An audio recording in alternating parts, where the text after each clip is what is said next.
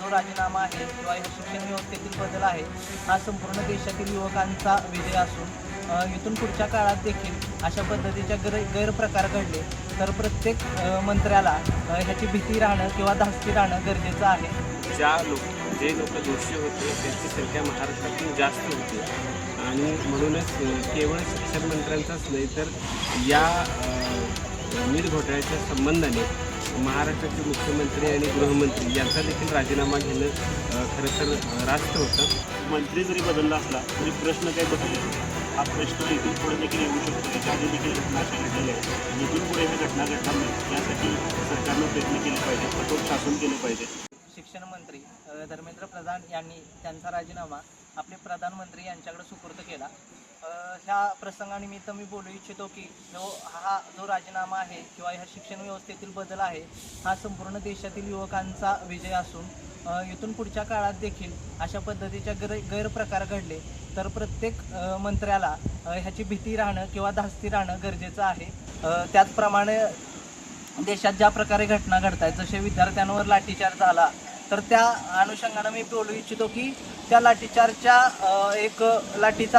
जो झाला त्याची जबाबदारी म्हणून देशाचे गृहमंत्री देखील राजीनामा देणं गरजेचं आहे.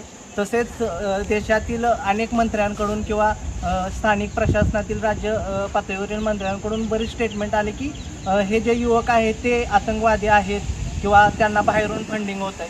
तर एवढे सगळे आतंकवादी देशात कसे आले तर याचं देखील उत्तर गृहमंत्र्यांनी व संरक्षण मंत्र्यांनी द्यायला हवं व या दोघांनी देखील आपल्या शिक्षण मंत्र्यांसोबत राजीनामा देणं गरजेचं आहे असं मला वाटतं. हा विजय हा खूप शाश्वत राहील व इथून पुढचे सगळ्या गोष्टी खूप शिक्षण व्यवस्थेतील सुरळीत चालतील अशी आशा व्यक्त करतो. धन्यवाद. धर्मेंद्र प्रधान यांनी आपल्या शिक्षण मंत्री पदाचा राजीनामा प्रधानमंत्र्यांकडे सुपूर्द केलेला आहे. हा दिल्लीमध्ये लाखोंच्या संख्येनं रस्त्यावरती उतरलेला, जंतर मंतरवरती उतरलेल्या लाखो तरुणांचा, विद्यार्थ्यांचा, त्यांच्या एकजुटीचा विजय आहे. खरं तर या नीट घोटाळ्यामध्ये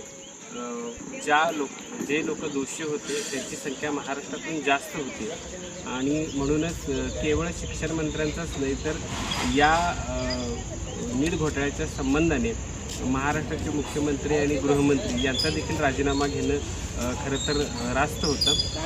तसंच इतके दिवस विद्यार्थ्यांवरती अमानुष अत्याचार करणाऱ्या सरकारचा देखील या ठिकाणी म्हणजेच त्यांचे प्रमुख नरेंद्र मोदींचा देखील राजीनामा घेणं अपेक्षित होतं. परंतु ठीक आहे, आता सध्यापुरता हा विद्यार्थ्यांच्या एकजुटीचा विजय आहे आणि आम्ही सगळे विद्यार्थी या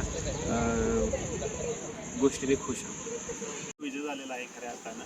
या पेपरपोटी प्रकरणामध्ये अनेक आरोपी आहेत, त्यांना कठोर शासन झालं पाहिजे. मुख्यतः या पेपरपोटी प्रकरणामध्ये खाजगी क्लासेसचे भरपूर सारे लोक इन्व्हॉल्व आहेत, त्या लोकांच्यावर मर्यादा आल्या पाहिजेत.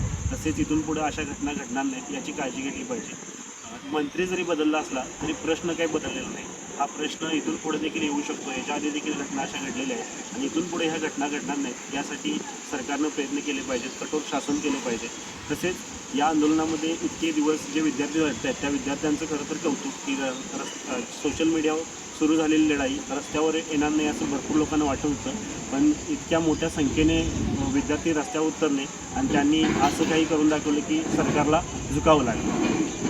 धर्मेंद्र प्रधान यांनी राजीनामा दिला आहे आणि राजीनामा दिला ही विद्यार्थ्यांचा एक विजयच आहे. जे विद्यार्थी इतके दिवस रस्त्यावर येऊन लढत आहेत त्या सगळ्यांचा हा एक मोठ्या प्रकारचा विजय आहे आणि यातून लोकशाहीचा विजय झाला असं म्हणता येईल.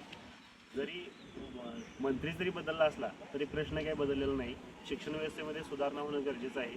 पेपरफुटीमधले मुख्य आरोपी हे प्रायव्हेट क्लासेस, खाजगी क्लासेसमधले खूप मोठे नामवंत लोक आहेत, तर त्यांच्यावर सक्त कारवाई केली पाहिजे. इथून पुढं पेपरफुटीसारख्या घटना घडणार नाहीत याची खबरदारी सरकारने घेतली पाहिजे आणि या सरकारला आता तरी जाग आली असेल असं आम्हाला वाटते.